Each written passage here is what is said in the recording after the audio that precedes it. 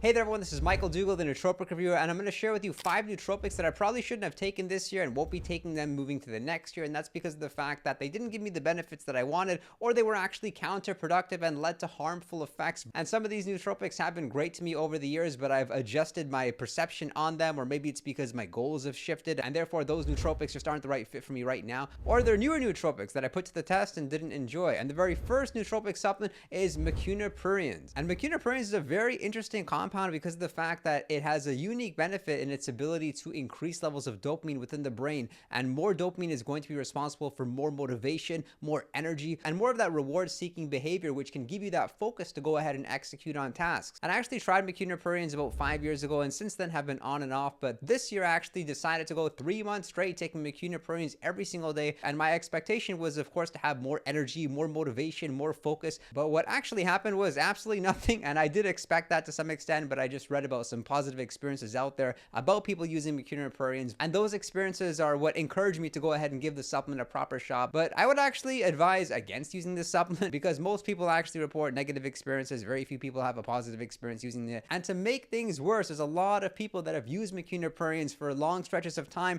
and when they stop using Mucuna pruriens, they feel absolutely awful, and they actually have a lower baseline level of motivation, which we wouldn't want for anybody. So if you want to increase your levels of dopamine, another great supplement to consider using is L-theanine. I've talked about more about it in this video over here, and that's a supplement that you can actually feel working. The second supplement I really haven't enjoyed is L-theanine, and I may be one of the unusual people that actually report this supplement doing more bad than good, but that's because of the fact that when I ingest L-theanine, I personally feel a little bit tired. I feel a bit demotivated. Sometimes I feel confused. I don't get that focus that I want. I don't get that motivation that I want. And most people use L-theanine because it has calming effects, so when they use it alongside a stimulant like caffeine, they get to experience the energetic benefits with caffeine without the anxiety and without the jitters. However, when I take caffeine, I don't mind feeling a little bit anxious if it's going to make me more productive, and I find that L-theanine really puts the brakes on that intensity which you would get from caffeine, and that makes it such that it really depends on you. But something I do enjoy about L-theanine, and one of the reasons why I keep giving it a chance, is because there's so much research backing the effectiveness of the compound, not only helping with stress but also helping with cognition, helping with your thinking, and there's even a study suggesting that it may help with cognition if you're experiencing anxiety. If you're unfamiliar with L-theanine, what you should know is that it's an amino acid that's found in tea, specifically green tea, although you would need to ingest somewhere between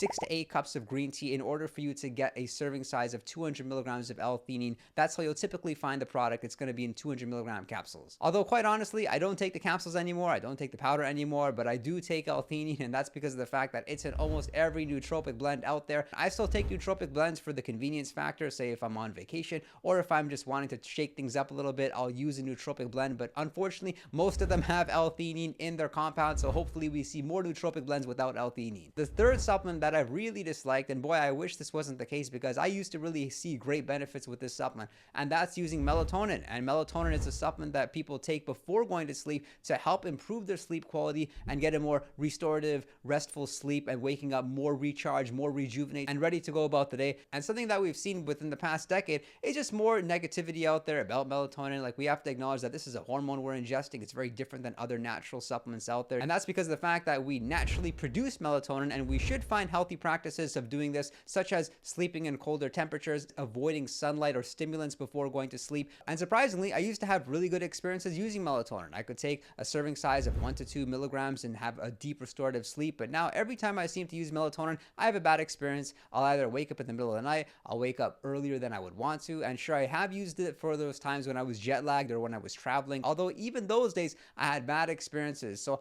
I've tried the extended release melatonin, I've tried it from a number of different brands, but I just can't get that same benefit that I was experiencing in my early 20s when I was using melatonin. So I'm not going to use melatonin anymore, although I definitely do believe that there are specific nootropics which do improve sleep quality. One great supplement is Shodan ashwagandha, which is a specific extract of ashwagandha which has higher withanolides in it, meaning that it's more likely to get you feeling relaxed. So you wouldn't use it during the day, you would use it prior to going to bed. I would take 100 to 150 milligrams of Shodan right before sleeping, and I've talked more about it in this video over here. I'm really enjoying the benefits from using Shodan, and I'm also enjoying using magnesium L-threonate. That seems to be a good combo, and there are tons of different supplements that you can consider using for sleep, like valerian root or lavender or lemon balm extract, although I found that most of them have very marginal benefits that you might not notice, so it's really up to you for you to decide whether or not it may be worth it. The fourth supplement I look forward to discontinuing my use of, and I really don't know why I keep getting tempted to use it, is Theacrine, which I see as a very overrated compound, and you're better off just using something like caffeine, because the promise with Theacrine is that it's a milder version of caffeine, they say, or it doesn't give you the side effects that you would experience with caffeine, yet it is stimulating. And when you look at the research on Theacrine, it's really not that convincing. We have very limited studies done on humans showing that it can be beneficial or that it's in some way superior to other stimulants,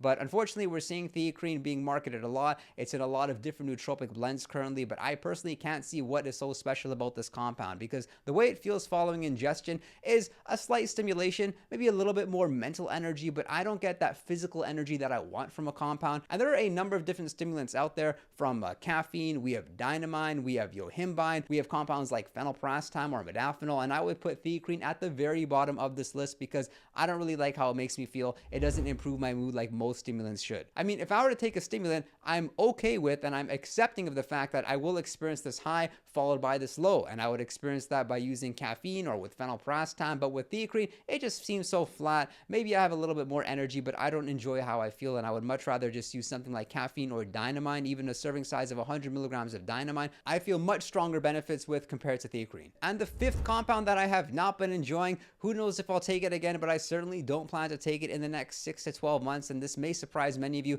is modafinil. And modafinil is a compound which is a wakefulness agent, meaning that it's not necessarily a stimulant, although what will happen is following a serving size of 100 to 200 milligrams, you will feel alert, you'll feel aroused. If you suspect that you have any sleep debt that you've accumulated, that may be gone, so your cognition will be working, and this means that you'll likely be working at 100% of your capacity. And modafinil feels great, you're able to process things a lot faster, you're able to learn at a faster rate, but what will happen is you'll also be very impatient, and it will mess up your sleep. And one of the biggest reasons why I'm not enjoying it anymore is because I was just looking forward to the use of it so much. Like, it is such an addicting compound, and you may not realize the mood boost that you're experiencing until the following day. And what would happen for me was I was typically using modafinil in a fashion of taking it twice a week, typically like Mondays and Thursdays, and I noticed subconsciously I was only looking forward to those days. And then as a result, the days following modafinil, I would experience a low. And it kind of reminds me how there's a lot of people out there, they look forward to the weekend, rightfully so. But for me, I was looking forward to those days when I used modafinil, and that set me up for just having a really bad relationship with the compound and noticing that I should stick with the nootropic stack and regimen that would allow me to